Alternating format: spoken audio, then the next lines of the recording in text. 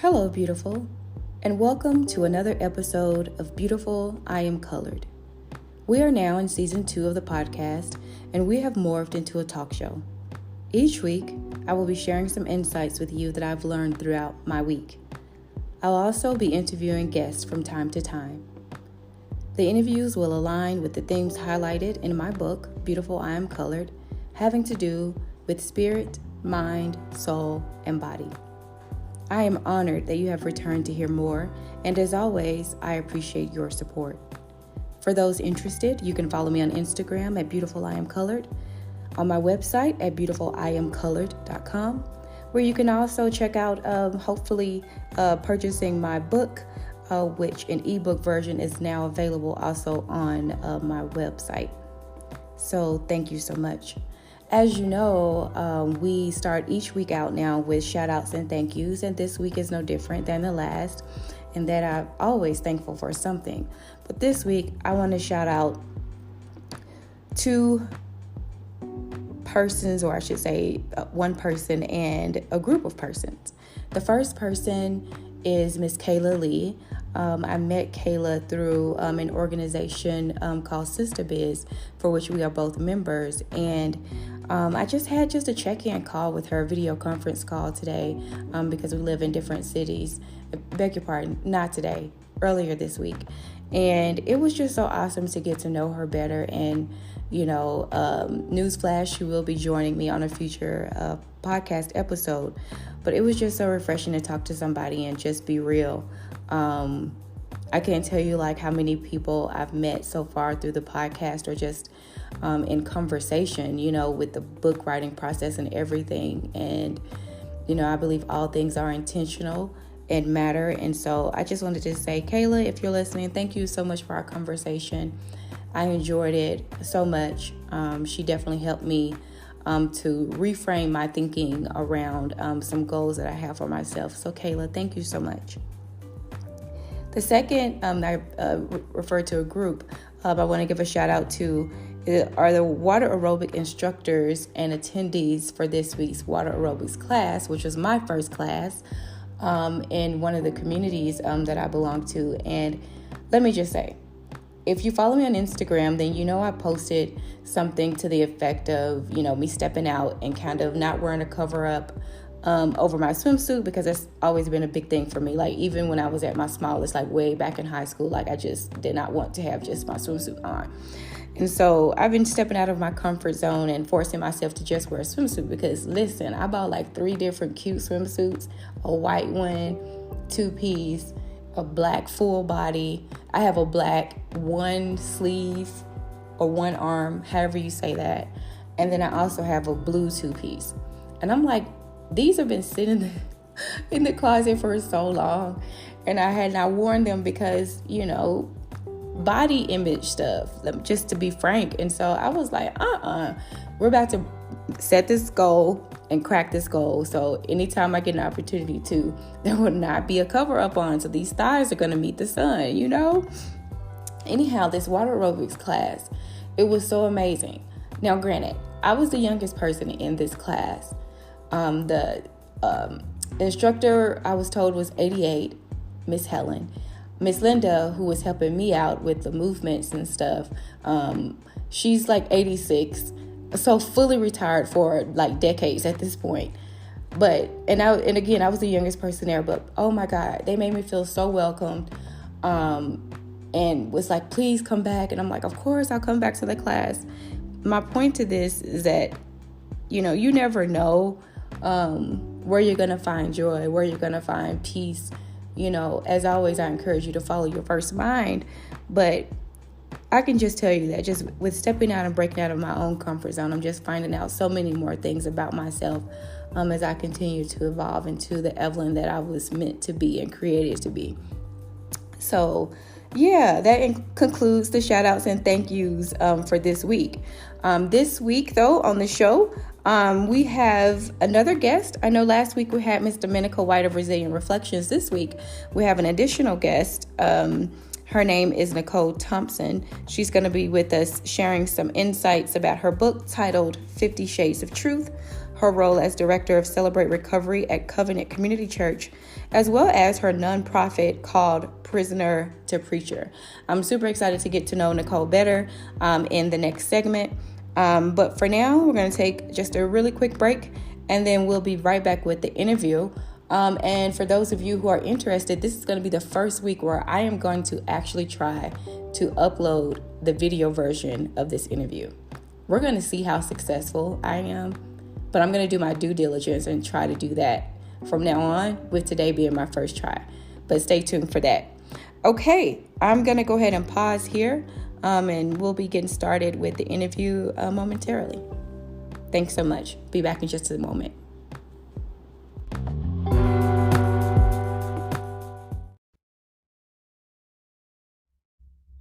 All right, so we are back with the next segment. As I told you all, this week is my first week also doing video as well as audio. So some of you will have the privilege of seeing this interview on video on my YouTube channel, but also, of course, in audio form. So without further ado, I'm going to go ahead and get started with introducing our guest for this week. Miss Nikole Thompson is here with us. She is a speaker, writer, and ministry leader alongside her husband, Anthony. They are the directors of Celebrate Recovery at Covenant Community Church in Madisonville, Kentucky, where they reside, having 9 grown children, which I can't believe, and 11 grandchildren so far. Biblical marriage and parenting is not just something Nikole speaks about, but she actually lives that out. She's passionate about sharing the gospel. It was 4 years ago that they stepped out on faith, and launched Prisoner2 Preacher, which is their nonprofit. 50 Shades of Truth is Nikole's personal testimony of walking away from a rebellious lifestyle and now chasing after God. It is also the title of her book, 50 Shades of Truth. So Nikole is here today. She's going to talk to us more about all of the many things, well, 3 things really, in the 30-minute segment that we have that she has going on. And so before we begin with that, Nikole, I just wanted to ask you, we start each week off here with just shout outs and thank yous. It could be anything that has blessed you throughout your week thus far, or even in times past. So care to share anything today that's in the front of your mind that you're thankful for, or someone you want to give a shout out to? Absolutely. So this past week, I celebrated 16 years clean. So May 29th. Yes, thank you so much. So it was just last Sunday. And so that's big. That's big for me and for my kids, for my marriage. And so I'm so grateful and thankful and blessed to be able to sit here clean and sober and happy about it. You know, a lot of people sometimes struggle with kind of being, I guess they call it a dry drunk, but I love my life now. So blessed to be here today. Oh, thank you so much. I cannot wait for us to cascade into that. For those of you who don't know, when I conduct interviews, if I don't know the person personally, I do like a preliminary call. And so Nikole and I had a 30-minute kind of just check-in call to make sure that we were compatible with one another. And I have to say that she absolutely does have an amazing testimony. I wanted to first start off by asking you to tell us a little bit about your book first. And then we'll cascade into the nonprofit and your work, Celebrate Recovery at your church. So 50 Shades of Truth, what's the high level overview of it, synopsis of the book? I know it's testimonial, but kind of just give people a bit of your story. Okay. So it's based on you are what you put in. So the cover says in a media-driven world, which obviously what we watch, what we listen to, our people, places, and things do have an effect on what we are, how we live. And so if you're around people that are positive, you tend to be a more positive person. If you're around a lot of people who struggle with negativity, you can walk away feeling depleted and negative. And so I think for our kids in this media-driven world with Snapchat, YouTube, all of the Instagram and constantly scrolling, and, studies show that kids are on their phone anywhere between 8 and 14 hours a day. Like that is really shaping their worldviews, period. End of story. Not as much family, not as much grandparents, not as much, conversations around the dinner table, but this thing right here, this phone. And so 50 Shades of Truth, the word truth is made up of the word lies, because a lot of time we will believe what other people say about us, what we're supposed to look like, what we're supposed to sound like, all these different things, all these different voices. And they tend to start to shape us. And, I guess the gist of it for me is that I really struggled. And so with the 16 years clean, when I was drinking and partying and doing all the things that I was doing, it was an instant gratification mentality is what I was finding on TV. And this was really pre touch screen phones and instant like the wireless and downloads. And so 20 years ago was not nearly as bad as it is today. So I can't imagine what it's like for our teenagers today. And my kids have been launched and gone now for 5 years. So I know that it's even harder on parents today as they're trying to work with their kids and try to keep them in a healthy mental state. So the book just basically talks about there are toxic things out there that our kids are seeing, and it's our job as parents. We don't have to be our children's best friends. We do want to have open conversations, but there's age appropriate conversations. And I just think that with as much information is available to us, we need to make sure that we are continuing to keep communication open with our children, like maybe dinners several times a week that are phone free. I understand parents have to work multiple jobs and there's different schedules and shifts, but each family has to find something that works for them so they can still have that relationship with their child, where the phones and the tablets are not raising their kids, where TV and Netflix are not raising their kids. And so that's my main concern. The lyrics behind the music, glorification of drugs or violence or just rebelliousness of the video games. We talked about that a little bit. The video games that can be violent. My 8-year-old, when he was 8, he had picked up one of his brother's phones and played something and started asking very inappropriate questions. And I was like, what is going on? And he was playing Grand Theft Auto. Well, of course, it's rated 18 and older. And he was playing on his older brother's phone, but that's what happens. Right. And so we have to be more intentional. So that's the purpose of my book. It's real life accounts of my struggles, drugs, alcohol, just loose living, but it gives accounts for parents, like how are we missing it with our kids when we're just letting them be raised by the computer screen? Like, and then how can we have some intentional conversations with them? Go ahead. I apologize. No, I love that you were asking, for the highlight of the week, because we used to do that with our kids. We would play high and low. We would sit down at the dinner table and say, okay, what was your high of the day? What was your low of the day? Like sometimes you have to pull that out of your kids. Yeah, you do. You absolutely do. And I can honestly say that you speak a lot of truth, all of which I agree with as a mom of 4 young adults. And I also have one little grandson. I definitely don't have the growth and the big family that you have yet. But I definitely can speak to that and how challenging it is to navigate social media and different trends that seem popular and seem that they are non-damaging, but in actuality, all things have an impact on us, especially the things that we allow through our eyes, what we see and what we hear, which we talked, a bit about. I want to go back a little bit because family is definitely one of the important things to me, and I know that is also very important to you as well. Especially during your 16 years of sobriety.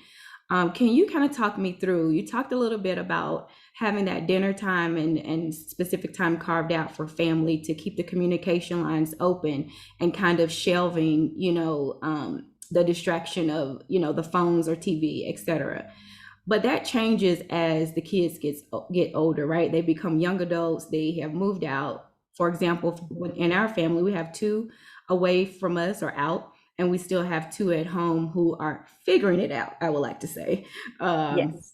And so, can you give some tips or suggestions of things that you've done in terms of, I know you can't necessarily manage it like how they were when they were smaller, but what are some of the things that you have done that have been beneficial in keeping that communication open as they have evolved into becoming young adults? Well, even with the young adults, and even when we have taken our kids, so because there's so many of them, sometimes we will go up to Evansville, which is a much larger city, and we'll go to a buffet to eat. And a Mm-hmm. lot of times it's just to have that communication and that fellowship. Okay, we're setting the phone down until we're taking pictures. Mm-hmm. Let's stay off of our phones. And it may even be a gentle kick from mom under the table, which I have no problem doing. But it's me being intentional as well, to make sure that I'm not picking up my phone either. And so when the grandkids come home and the kids come home, we'll do a movie time that's off limits, like phones are off limits. Mm-hmm. I have a 15-year-old grandson, Carday, and he recently spent his first weekend working with my husband. And Aaliyah and Amor, we had a grandma granddaughter weekend. And so Carday went off with my husband. Well, all weekend long, he was asking for the Wi-Fi password. Why can't I have it, Grandma? Why can't I have it? And we said, you're not getting it until the very end. I Mm-hmm. don't want you on your phone this whole weekend. We're here to spend time together. You don't need to have your phone. And so the very last day, we let him have the Wi-Fi password. And so now that's going to be a little bit of a challenge for us next time, because now it's going to be saved in his phone. And so we're Right. going to have to put the phone up. But we, even when our kids got older, if we noticed that we were not communicating well, and so our kids all moved out at 17, but they have come back home to stay at different times, different, for 6 months here, 3 months here, Mm-hmm. different seasons. Mm-hmm. And so I can't say as much when they were adults, because we've played cards. I mean, we're kind of a weird old fashioned family, I guess. We've got board games. They like Yeah. to play like Castle Risk, Monopoly, cribbage. Mm-hmm. Cribbage is a weird one my dad plays, which is like addition and math, and we'll play that. Okay. So, and we'll definitely do movie nights where we watch movies and things. Mhm. So, I just think it's creating that space and being willing to do what you're asking them to do. If Mhm. you're asking them to put down the phone for an hour, then you have to be willing to do it as well. That's good. Like Modeling. you have to be Mhm. willing to yes, model it, carve Mhm. out that little bit of time. And then sometimes it's asking open-ended questions, not just a yes, no, where they can say, fine, okay, yes, no, but really look for something. Well, like you said, what is the highlight? So what was the best part of the day today? Because teenagers in junior high, they don't want to talk. But you kind of had to pull that out. You kind of, Yeah. and oh my gosh, I listened to a podcast, and this is 100% true. Mhm. Boys will talk side to side, 100%. Girls want to look at you. So if you didn't know that tip, that's for you. The Interesting. boys, side to side in a car ride, they will have a conversation with you all day long. Okay. Yes, sitting on the couch all day long. But the Okay. girls want to actually be able to look at you. That's so And interesting. so I didn't realize that, but it's so true. I have found it with my grandchildren. I heard it on a podcast, a parenting podcast somewhere, and it's so true. But Mhm. this one I'm doing with my grandchildren this summer, driving to a movie theater that's just a little bit further away, so Okay. we can talk about the movie coming home. Okay. Got it. Got it. I like that Right? tip. I like that tip a lot. And I did not know that about, I don't know what the science is behind the shoulder to shoulder versus the face to face, but Yeah. I'm absolutely, because I'm a sucker for stuff like that. So I am definitely going to, from now on, pay attention to, like, Yes. the patterns in my sons, because I have two Yes. boys, two girls. So that's Okay. very interesting. Yeah, so you Okay. can actually try the sscience behind it and see how factual it is. Because I mean, Yes. I can't co-sign it, but I heard it somewhere, and she just said, who I can't even remember who. I feel like it was Priscilla Shire, or maybe I listened to her sister a lot, Crystal Evans Hurst, and I feel like it was her because she had two boys and two girls. And I really think she was saying that the boys, when they're side to side, Huh. they will open up more than like if you're looking at them. Something about looking at them, they just don't open up like normal. Oh, So great. I appreciate the tip. I'm going to pay a lot more attention. Okay, so yeah. pivoting just a little bit. Clearly, you are a devoted mom. and wife. Oh, yes. I know that your husband's name is Anthony, right? That's correct. Yes. Okay, so you and Anthony now have like a nonprofit. I would love to Yes. know more about that. Give us some behind the scenes details. Like, how did that come to be? I know it's connected to your testimony based on our conversation, Okay. but if you could tell the audience So more about the nonprofit, and then how did you even think to get started with the how did you go down that path? So the shortest part I could tell you is we were married for 3.5 years. We split up for 3.5 years, and now we've been remarried for 16. And while Ah, we were split up, he was in prison. So, hmm, and he realized that he had thrown away our marriage, and he just needed to do better. We changed our people, places, and things. Obviously, we run the Celebrate Recovery. We work at the church. And so we have revamped our whole family life with, Christ at the center. mhm. And we, as our kids were launching about 5 years ago, his oldest kids were all launched. We had our youngest still in the home, maybe 6 years ago. I He like was this finishing up language, high by the school. way. To interject, I apologize. I like this language about launching. I have Okay. absolutely been using the wrong verb. I'm going to borrow Okay. that from now on. So thank you. Okay. Oh, awesome. You're welcome. So, yeah. So Freddie homeschooled our youngest. He's 21. He's in the Air Force, and so he homeschooled for a little while, and it was a fantastic program. Penn Foster. He got a real high school diploma. It's not just a GED, but it's an accredited high school program. He worked at his own pace. They had like teachers available for him. It was really great. Hmm. And so obviously with my husband, you know, coming to himself in prison and realizing, what had gone wrong, he realized that he needed to be the leader of our home. It's a husband and a wife's job to lead their children, to train them up, to show them what it means to become the eventual leader of their home. And so that happens in stages. Slowly we give our children chores and we teach them how to pick up after themselves and do different things. And so he felt and believed that there is a huge gap. The recidivism rate, which means people that recommit crimes and go back to jail, is high. Hmm. And so why is that? Because we're not breaking the cycle, because Hmm. people aren't finding freedom. They are not learning when they're getting arrested. Some people would even say that prisons are just a schoolyard for learning how to do it better. And so Hmm. we've got to do better. We have got to, reach in there and get to the heart of people that say, hey, you know what? It is time to grow up. I want to be there for my family or for my siblings or whoever it is. Find out what it is, because when you can find out what motivates someone and get to that compassionate side of them, then Hmm. real change happens. But you got to Hmm. get past that hardness. And Right. when people have hurt, they have hardness, basically. And so that's kind of how Prisoner to Preacher was birthed. Hmm. My husband's just kind of, he preaches, he loves it. He loves sharing what the Lord has done. And so we launched our 501c3. He could not wait to get back into the jails. And COVID kind of put that on hold.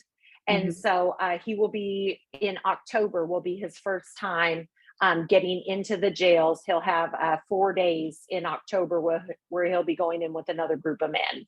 Okay. And so we've gone into several rehabs together. Hmm. We've spoken at lots of Celebrate Recoveries, churches, rehabs, and he has mentored dozens of men. I've mentored a lot of women because that's a big part of it. Hmm. AANA, all your recovery based programs, at the core of it is discipleship. And honestly, that's the core of life. Like, Hmm. if you don't like how your life is going, you find a program, you find people Hmm. that resemble what you want out of life, and then you try to spend time with them and get around them and Hmm. learn from them, find out what worked for them, and Right. then start to implement those small changes at first. But then that's, knowledge, it's out there. We Hmm. just, you can't obey what you don't know. Right. So if you don't know how to do something better, then you're just kind of stuck. Hmm. But in order to break the cycle, we just want to get out there and start showing people that. So my husband's a convicted felon and Okay. he's self-employed. God's really blessed him. Hmm. We've worked on the expungement side of things. And, so God has just opened door after door after door. And so it is a process. It Mm-hmm. does take a lot of time, but, you know, anything is possible.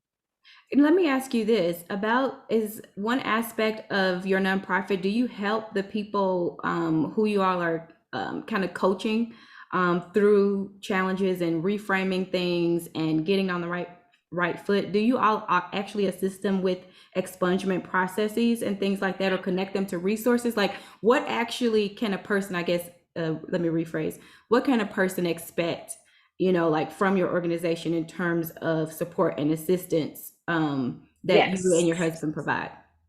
Absolutely. So, yes, with the coaching, 100%. Now, so far in Kentucky, our city twice a year offers a free expungement program in the city. So so we're not reinventing the wheel. Whenever there is a program that's already established doing it, we're just going to connect them with that. But Mm-hmm. now if I have someone that's not computer friendly and they have no idea, will I sit down with someone? 100%. I'm willing to help anyone if they need resumes, if they need help figuring out where GED classes are, if you tell me what you need help at, and I'm willing to brainstorm with you, because that's just how my type A brain works. Like, I'm going to help you try to connect the pieces. Mm-hmm. And so the church that we work for, that I work for, my husband does landscaping. I'm going to grab a drink. Sure. My husband does a lot of maintenance work at the church, but we have a Western Kentucky Dream Center. And that is a dream center typically has several nonprofits that it works with. I have a tickle in my throat. It's horrible. Oh, that's okay. Typically has several nonprofits that, it points people in the right direction. Mm-hmm. Mm-hmm. So like I said, instead of reinventing the wheel, you're saying, okay, quarterly or every 6 months, our courthouse will offer this expungement, and Mm-hmm. you can go here for all of your misdemeanors, or throughout the year, I believe that it's a $300 filing fee. Mm-hmm. And now we haven't gotten to the place where we're doing like a benevolence fund or anything like that. We've been very low profile. Okay. We just really started with the book tour over the past year, traveling, speaking, and being paid for speaking engagements. Mm-hmm. The first 3 years, we just spoke for free. And we would still speak for free, because, anytime we can share hope, we want to do that. Yeah. I don't believe that there has to be a dollar sign on it at all. But we believe, but we also believe in prosperity. 100%. Absolutely. Absolutely. So, because it doesn't say anything about the Lord's children begging for bread. Like, I know that he's going to provide for me as well. And so, but there's so many people that have sowed into me and given me second chances, that if I'm able to help give someone a second, like I just ordered one of the girls that helps me. So currently I'm sending my book for free to all of the jails, all of the prisons, all of the rehabs for girls. Okay.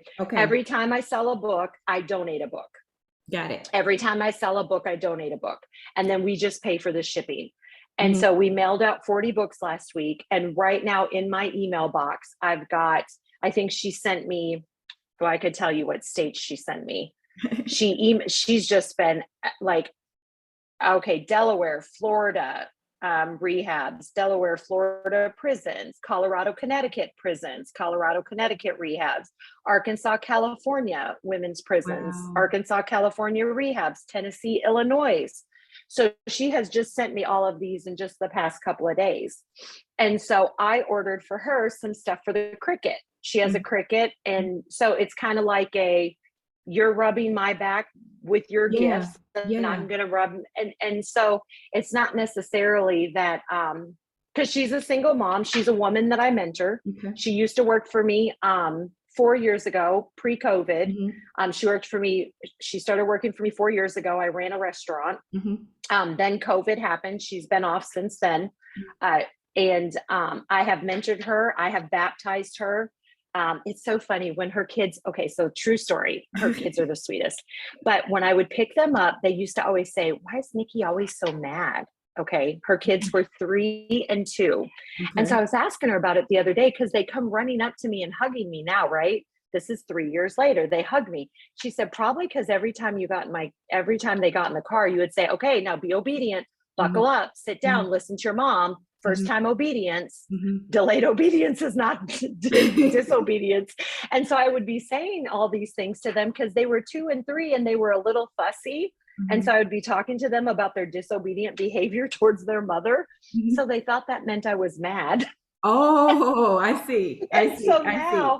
now they think I'm happy and nice because I smile all the time, but they listen to me. Like they get in my car, they get in their car seat, they buckle up. I never have a problem. Like it's great, right? And so that was funny to me when she said, because they come running up to me at church and they hug me now. And I said, do you remember that day when Riley said, Miss Nikki is always mad?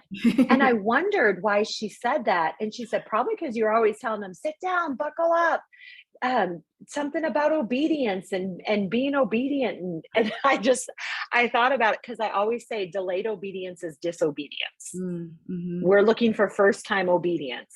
Got it. And so, because those are different things that the kids as teachers would say to them, we're looking, and they'd always say it in a calm tone. Maybe I didn't always do a calm tone, but anyway. I love So it. yeah. Let me ask you this. So I know you've been doing the book tour. Yeah. And I want to talk a little bit about, because some people are open. I'm pretty raw, transparent, I would say, with sharing some things, not sacred things, but pretty much most things while I'm going through them. And one of the things that I like to do for other people who are looking to write a book, self-publish, and go down that lane. I know you published, it was 2021, right? January Yes. 2021. Yes. And you said that you're touring still now, taking speaking engagements. What are some of the things, some tips, some insights that you have in terms of, like your entrepreneurial hat as it pertains to being an author? Because it's not an easy life. Yes. What are So some my tips that you would favorite share with someone who is wanting to venture or thinking about venturing down that path? my favorite idea, and someone gave this to me late in the game, but whenever you have a thought, email it to yourself and keep a folder in Okay. your own emails. Mm-hmm. So email yourself. You can, like, if you have a thought of a book in different chapters, you can even put what chapter it's going to be under, but you can voice text yourself on your emails. And so with your phone, it's so easy to be able to decipher that. And that way you don't lose it, because you will think that you will remember it. And you got a 50-50 shot, honestly. Right. And you're going to forget it. And so I had notes I had to go through, because I had been working on this book for the past 4 years. At first it was going to be third person, and I wanted to talk about how video games were influencing, disrespect and, sexuality. I didn't realize how much sexuality the video games were influencing. And I wanted to talk about TV shows that were supposed to be family friendly. And I was going to do all of this third person. So I had chapters that were going to be music, TV, video games, the internet. Like, I don't think parents are aware of, like, I wasn't aware of all of the different, and I've been out of it now for about a year and a half. But as I did that research, I was not aware of all of the different apps. And our kids are smarter than us. Let's just be real. 10-year-olds are smarter than the average 30-year-old parent, 35-year-old parent when it comes to smartphones. And so you really do have to study in order to know what they've got and what they're doing. And so email yourself, like whatever your chapters are, whatever your thoughts are, email yourself and just log it into a folder, because that's so much easier than having a whole bunch of notes and a whole bunch of notebooks. That would be my biggest tip, because then you can break it down. You can have subfolders for the different chapters. And then the second best tip is to work on it consecutive days. Okay. My biggest problem was doing it Mondays and Thursdays, or Tuesdays and Fridays, because that was the time that I could give it. But then by the time I would come back to it, I would spend the first 30 minutes to an hour refreshing my brain. Okay. Whereas if you do it Monday and Tuesday, it's still fresh because you were working on it yesterday. Right. So do it 2 consecutive days in a row. If you can, if you're able to. If you're not able to, I mean, it's going to still work, but you will save yourself that refreshing because it's going to be fresh in your mind as you're able to work on it. And then what I loved was this is one more tip. I did a 32-inch TV screen as my monitor. Okay. So the TV screen, obviously you can't video chat from it or anything like that, but it allowed me to split screen and have multiple Word documents up. So I could see the pages. I could see 2 pages at a time because I really thought that I repeated myself and I wasn't sure. And then sometimes, I mean, I guess I didn't see 2 pages at a time. I made the screen so big that it made where I could almost have 4 pages. You know what I mean? I could see them. So I could see page 1, 2, 3, and 4. So it lets you see more of what your train of thought is in that chapter, in that snippet. Am I making sense? Is my flow? You know, that might be a little bit further along, but some of you might be there and you might be struggling with going back and forth, scrolling on your computer. That made all the difference when I went from my little monitor to the TV screen. And you can pick up a 32-inch for $100 right now, 120. I mean, just swap it out. Very true. Very true. Thank you so much for those tips. I always like to have people walk away, with something that they can apply. And so wrapping up the interview, I also believe it's important to have harmony. I won't say balance because I know that balance is a myth, because sometimes in life, right, things are like this, but typically it doesn't sustain that way for very long. I found life to be more like the scales, and so with that in mind and using that analogy, can you kind of share what are some of the things that you do, because you wear so many hats? You're a mom, you're a grandmom, entrepreneur, author, speaker, it's a lot. What are some of the things that you do to stay grounded? And that could be from a spiritual standpoint as well as a practical standpoint. Like, I know I like spa stuff, I definitely have prayer and meditation time for myself. What are some of the things that you do to kind of stay focused and in harmony? I love worship music. So I am a music girl. So and headphones. So a lot of times when I'm walking around with headphones, and it's funny that you say that, because I think that we all know when we're on the brink of too much. Yes. And because so many of us are people pleasers and we're striving, that we have such a hard time saying no. So for instance, I had to cancel a recording yesterday and they wanted me to record Friday. And Friday is going to be a busy day for me because I do a quarterly benevolence meeting. I run several nonprofits together. So I run a food bank, I run Celebrate Recovery, I run Prisoner2 Preacher, I merge with the Dream Center. And so we have all these nonprofits. We have a senior citizen program that we run that helps the senior citizens volunteer. And so we do a quarterly benevolence ministry meeting where all of these people can get together and kind of have a voice and speak out, just like kind of what you said, what's good, what's been going on, everybody gets a voice.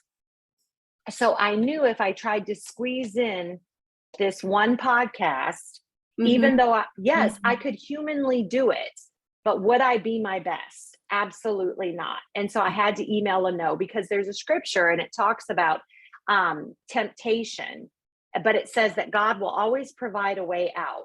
And I think sometimes we forget that he provides a way out. And sometimes that way out is just us saying no. That's so good. It's just as simple as that. Like it is okay to say no to someone and to not have to put that extra on our plate, or just to take it off, even once we've already put it on there. Because if you're not giving your kids your best, or your marriage your best, or your job your best, then it's really yourself your best, then it's really not worth it. And so for me to record something that could be foolish or where I'm stressed out or not really my best in my best headspace, it's just not worth it. Even if I have to schedule out a month down the road, it's not worth it to try to achieve something that could possibly put me in a bad headspace. Balance. And so makes perfect sense. I mean, yeah, absolutely. Well, thank you so much for sharing that. Yes. The truth of the matter is, I neglected to charge in my charger for my laptop, and this is going to cut off if I don't end the show. I told you about being transparent, so here I am, just being my raw This self. has been fantastic. I really appreciate you being here today. I want to say thank you so much. It has been an absolute pleasure to have you, get to know you better. I am going to post in the description box your contact information for folks, as well as your bio, so that'll be made available. Please do. But verbally, if you don't mind sharing, where can people find you? At 50 Shades of Truth. So that's the number 50 shadesoftruth.com. And then also Prisoner2 Preacher. And again, that's the number in the middle, Prisoner2 Preacher. Okay. Awesome. Thank you so much, Nikole. Have a great time. I know you're traveling right now. Thank you again. And I hope our paths cross again in the future. I believe they will. Thanks so much, Evelyn. Bye.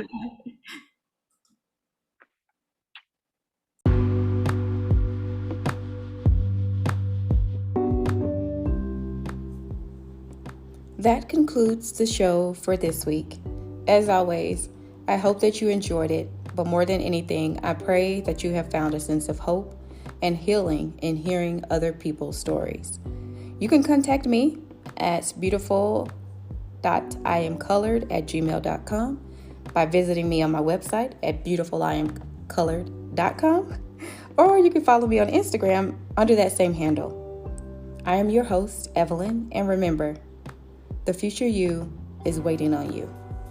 Until next time, beautiful. Have a great week, everyone.